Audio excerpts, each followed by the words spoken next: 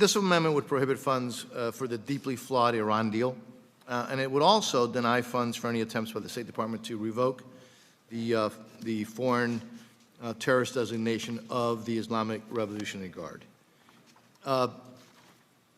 As to the first part of the amendment, the JCPOA, or the Iran deal, was obviously, we all know, a highly controversial deal worked out by President Obama's administration as part of the P5+1, which included, by the way, Russia and Communist China as negotiators.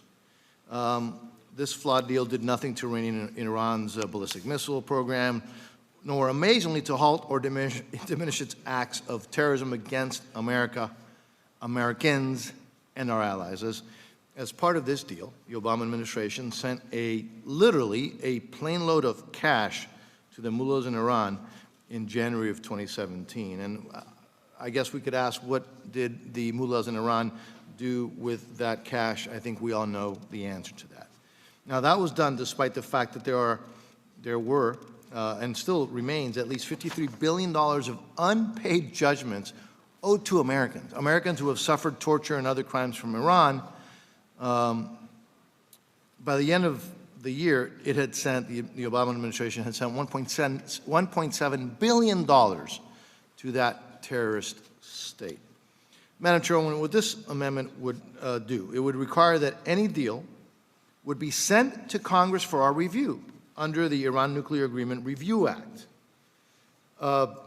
which I think is not too much to ask. Again, congressional review. The second part of the amendment prohibits funding for revoking the foreign terrorist designation of the Islamic Revolutionary Guard. We've seen multiple reports that the Biden administration has been considering delisting the IRGC as a foreign terrorist organization in an attempt to appease the terrorist state, the mullahs of Iran, and its attempt to revive the, again, 2015 deal with maybe even a worse deal.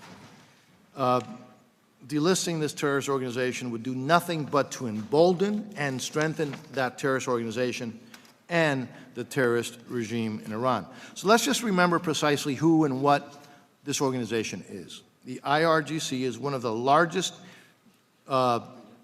terrorist and paramilitary organizations in the Middle East. It provides assistance to terrorists and militant groups in Lebanon, in Afghanistan, in Palestinian territories, Iraq, Syria, and other terrorist organizations such as Hezbollah, but not limited to Hezbollah. The IRGC has approximately 125,000 members and is estimated to control an estimated 1/3 of Iran's total economy. And they have been blamed for the deaths of 608 American troops. 608 American troops they are blamed for them killing.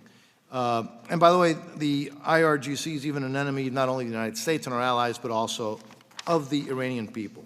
It's a violent, murderous, powerful military, paramilitary arm of the world's worst and most dangerous sponsor of terrorism. It must not be delisted as a foreign terrorist organization in an attempt to appease Iran and revive, again, a flawed deal. To end the Iran deal, or frankly, Iran deal 2.0 and worse, ensure that Congress has a say and ensure that the IRG remains where it belongs on the foreign terrorist list, I urge my colleagues to vote for this very important amendment.